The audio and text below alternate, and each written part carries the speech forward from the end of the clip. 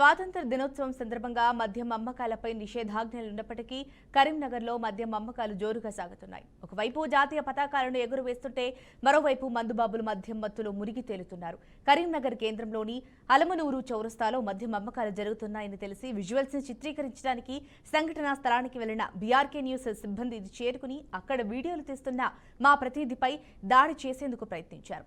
అక్కడి నుండి వెళ్తున్న సమయంలో సుమారు 2 కిలోమీటర్ల మేర ద్విచక్ర వాహనంపై వెంబడించారు.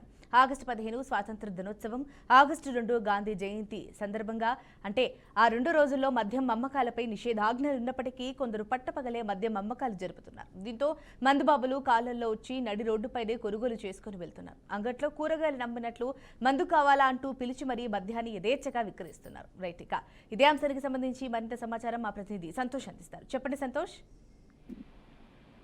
స్వాతంత్ర దినోత్సవం నాడు కరీంనగర్ లో ఉమ్మడి కరీంనగర్ జిల్లా వ్యాప్తంగా కూడా మద్యం అమ్మకాలు జోరుగా సాగుతున్నాయని చెప్పుకోవచ్చు. జాతీయ పతాకాలను ఎగురవేస్తుంటే మరోవైపు మందుబాబులు మద్యం మత్తులో మునిగి తేలుతున్నారు.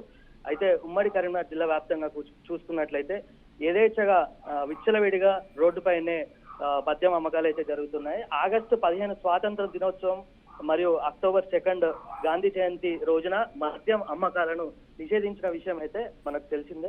అయితే దేశానికి స్వాతంత్రం వచ్చి 99 సంవత్సరాలు అవుతుంది. మాకు మద్యం అమ్ముకునే స్వేచ్ఛ కూడా వచ్చిందా అన్న చందంగా మద్యం అమ్మకాలు చేపడుతున్నారు. అదేవిధంగా కొనుగోలుదారులు కూడా అన్ని శుభకార్యాల్లో తాము మద్యాన్ని సేవిస్తుంటాము. అయితే స్వాతంత్ర దినోత్సవాన్ని కూడా మద్యం మత్తులో మునిగి తేల్దామని అనుకుంటున్నారేమో కానీ ఒక విచ్చలవిడి అయిన సందర్భం అయితే మనము విజువల్స్ లో చూస్తున్నాము. అయితే కరీంనగర్ కేంద్రంలోని అలుగునూరు చౌరస్తాలో అయితే మద్యం అమ్మకాలు జోరుగానే సాగుతున్నాయి. హుస్నాబాద్ కేంద్రంలో కూడా మద్యం అమ్మకాలు జోరుగానే సాగుతున్నాయి. కిరాణా షాప్ దుకాణాల్లో కూడా మద్యం అమ్మకాలు అయితే అమ్ముతున్నారని చెప్పుకోవచ్చు. మనం విజువల్స్ లో క్లియర్ గా కనిపిస్తున్నాయి.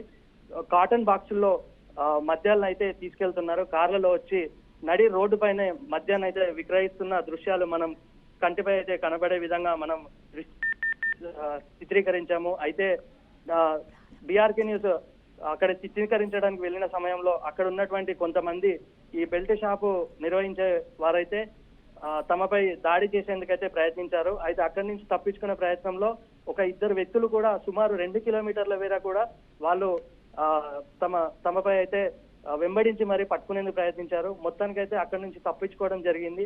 అదే సమయంలో పోలీసులు కూడా అక్కడికి చేరుకున్నారు. ఎల్ఎండి పోలీసులు చేరుకొని అక్కడ ఉన్నటువంటి మద్యం అమ్మేవారిని అక్కడి నుంచి చెల్లత్రి చేసి అక్కడి నుంచి పంపించేయడం జరిగింది. మొత్తంగా కూడా ఓవైపు అన్ని చోట్ల జాతీయ పతాకాలను ఎగురవేస్తుంటే మరోవైపు మందిబాబులు మద్యం మత్తులో మునిగి తేలుతున్నారు.